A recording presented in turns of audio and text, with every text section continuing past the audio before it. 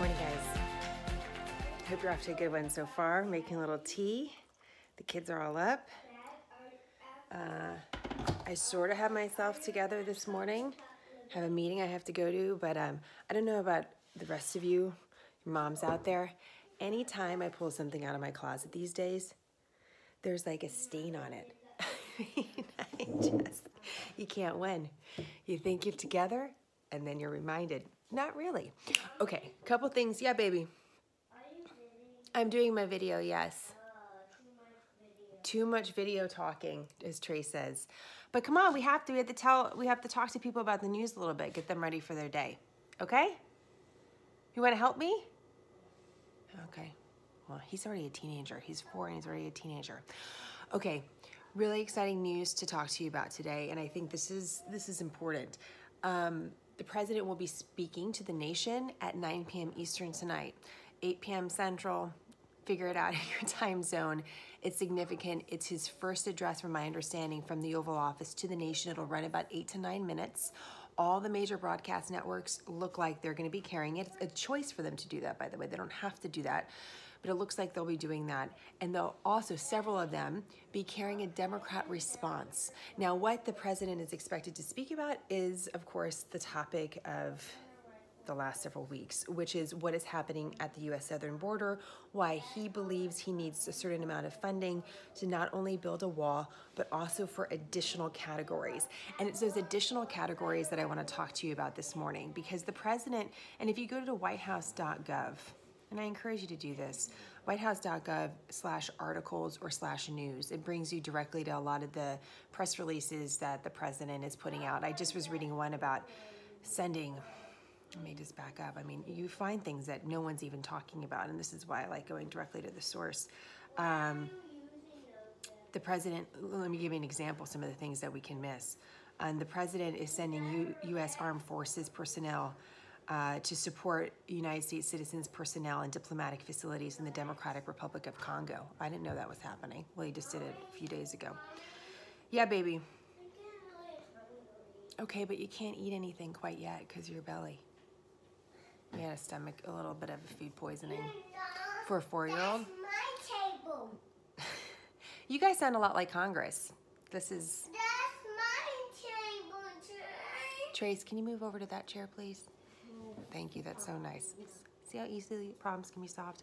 Okay, so what the president did is he sent a letter about border security to Congress, this public. And I want to read you, I know it's rare that I do this, but I want to read you a few parts of this letter. Because what the president is doing here is he's mapping out an argument for why he needs funding for the southern border. But he's not purely focused on the wall. And you're going to start seeing that argument be made more. Because in order to declare a national emergency, if the president chose to do so eventually, the argument would have to be a thorough argument that would pass legal muster. Would be able to prove this is a law that's being broken or being threatened in the United States, and this is why as president, I'm going to take this drastic measure. Yeah. It's okay, baby. It's all right. Okay, I'll wipe it off. Okay. Okay. Wipe it off in a second. I can wipe it off in a second. Okay. So my daughter, for the first time, is worried about a stain on the chair. Guess who put it there? Okay. Here. Oh, it's Play-Doh. That's not coming off right now, guys. For sure. For sure. Okay, so here's what the president's argument, you're probably going to hear some of this tonight. This is what the president is saying is happening at the U.S. southern border. These are the numbers from the U.S. government, okay? The president bullet pointed these reasons as to why there's a crisis situation, that's his words, at the border. That includes 60,000 illegal and inadmissible aliens a month on our U.S. southern border, 20,000 minors smuggled into the United States last month alone, an immigration court backlog of 800,000 cases, a 2,000% increase in asylum claims coming from Central America, where around 9 out of 10 claims are denied. In the last year, well, in 2017, that's the latest numbers, we had roughly 135,000 illegal and inadmissible family units. So that's a man with a child, a woman with a child coming into the country. So This is the argument that the president is making about why this is a crisis right now at the southern border. Vice President Pence, who is part of the negotiation team looking to try to find common ground with Democrats, said, you know, this is not just about a wall. This is about funding for other things. They want $500 million, $500 million plus just for immigration judges. I mean, think about that. But if you have 800,000 people backlogged, you need more judges. So here's the argument that this administration is developing. Here's the argument that they're also making for other Republicans to say, hey, listen, it's not just about building a concrete wall. This is something different. Now, Democrats are saying this is not a crisis. Historically, these numbers may not be high. You know, historically, if you look back in the early 2000s, you might have 1 million people apprehended at the border. So we're not at that level. But those apprehension numbers can be they can be read both ways. On the one hand, if they're high apprehension numbers, you think, well, there's more people coming across the border, but maybe those are just the people that got caught. And these are tough. These are tough numbers to look at. So anyways, I just want you guys to know this is what's happening. The president making an address tonight. He's going to be going to the southern border on Thursday, okay? There is, you know, he's kind of floating this idea, well, I could declare a national emergency and get funding that I need. It's not quite that easy, and he would certainly be challenged. But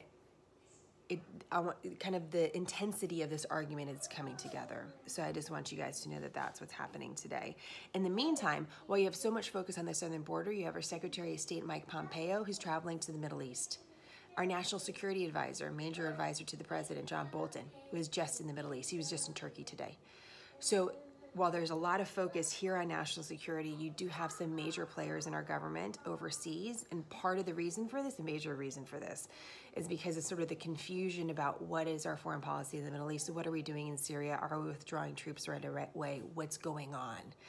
And so Secretary of State Mike Pompeo is going to be there for about a week. He's going to be visiting around 8 to 9 countries. You never know where he might pop in. They don't always say, you know, he's going to go to Iraq because of security issues, but there's a potential he could also go there. But he's going to be visiting, you know, Egypt, Saudi Arabia, all our major allies in the region. And he says his 2 priorities are to make sure that the world knows we're continuing our fight against ISIS and that we're going to continue to try to counter Iran's dangerous activities. So that's also happening. So you got a lot going on. Focus at the southern border for security, focus on the Middle East.